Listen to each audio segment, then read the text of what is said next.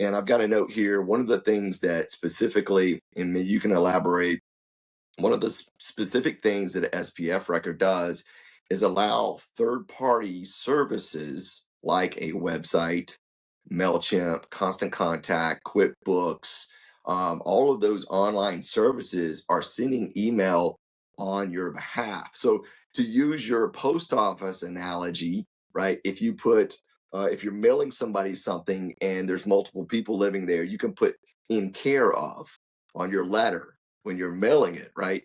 So you have the person in care of David Grubb going to, so it's going to Shepherd's Loft in care of David Grubb. So that not only is going to, the company, it's going to that person at the company.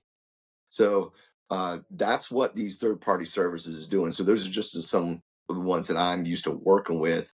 And so if you want to elaborate on that, and then also the DKIM mark mail, so it adds a digital signature. I'm just looking at some notes here, and I think the DMARC works the same way. But there's also a reporting process in there. So maybe you can elaborate on all those things. Yeah, yeah, absolutely. And it's still, a lot of this stuff, like I said, it's relatively, sort of the utilization of these things. A lot of this is relatively new, so it's kind of, still a baby in the making, so to speak. So it's like, we're still figuring out. I'm still learning, new things about it, and even there's times when you ask me like, "Hey, Jared, can you check on this?" And I'll go, and there's some things that I got to go and look up myself. Like, okay, this is new to me type stuff, and so if you do a search online for what those different records represent, you'll get the results that show you like, hey, here's what the SPF helps with. Here's what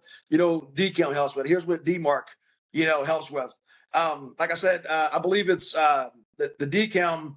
I believe it helps with spam, probably maybe the most out of all of them. So it's a big part of keeping your email box clean.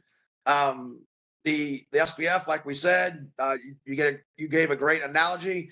With an SPF record, you can go in there and you can put as many values as you want. It's almost like programming per se. I don't know if you've done any code programming or anything back in the day, Dave, but I did.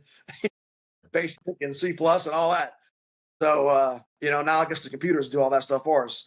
But it's just with an SPF record, you actually can literally go in there, and it reminds me of code, and you can put in different services like you mentioned, SendGrid, and whatever it may be, just a different service. Yeah, MailChimp that's sending email on your behalf essentially, and so the SPF record just gives permission. It validates the domain name, but also gives permission for those other services to also use your domain name. So Right. Yeah. So just to recover that, review that the SPF record, there can only be one SPF record, only one. So when you're talking about programming this record, so when you're adding these other services, you're adding attributes to this one line of code for the SPF record. So you can't just add an SPF record for each service. You have to modify or edit that line. And it's kind of like HTML. I mean, it's really basic right. coding, and I just think of it as most of the time you can just copy and paste those attributes. But if you put in multiple records, then you've got a problem. it doesn't work. If you copy and paste or edit that line incorrectly, then you've got a problem.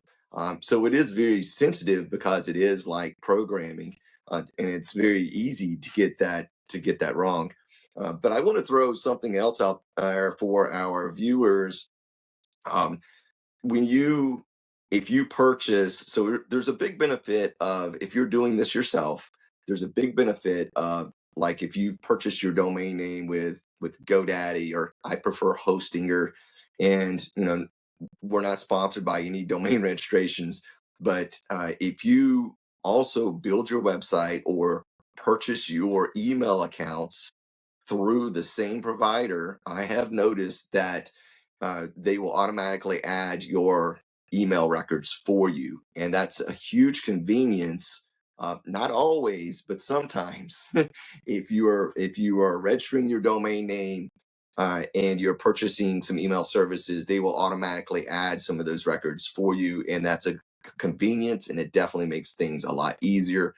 But if you are hosting your website in one place and you registered your domain somewhere else, then you've got to go back and you got to manage those records, uh, on your own. And that's a really